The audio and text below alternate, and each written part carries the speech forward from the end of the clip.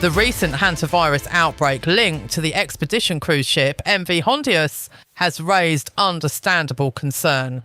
But the bigger story is not panic. It is how infectious diseases emerge at the intersection of ecology, travel and biology. The virus involved is the Andes strain of hantavirus found primarily in Argentina and Chile. Hantaviruses are traditionally considered zoonotic viruses, meaning they spread from animals to humans.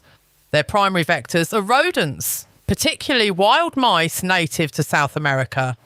Humans are typically infected by inhaling aerosolized particles from rodent urine, droppings or saliva, often in enclosed or poorly ventilated environments. What makes the Andes strain unusual is that, unlike most hantaviruses, it has demonstrated limited human-to-human transmission during prolonged close contact. That distinction matters. One of the key concepts epidemiologists use to understand outbreaks is something called R0. R0 represents the average number of people one infected person will transmit a disease to in a fully susceptible population. If R0 is greater than 1, outbreaks tend to expand. If R0 is less than 1, outbreaks usually fade over time. For perspective, measles has an R0 of roughly 12 to 18. Early COVID-19 strains were around 2 to 3.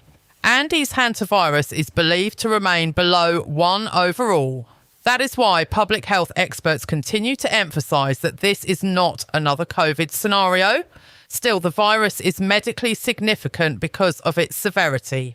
Infection often begins with flu-like symptoms, fever, fatigue, muscle aches, but in some patients rapidly progresses to hantavirus pulmonary syndrome, where blood vessels become abnormally leaky, flooding the lungs and causing respiratory failure and shock.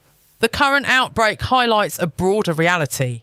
As climate patterns shift, ecosystems change, and human mobility expands into remote regions, localised zoonotic pathogens can suddenly become international public health events.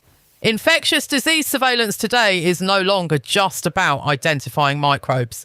It is increasingly about understanding vectors, ecology, environmental disruption, global mobility, and the timing of exposure.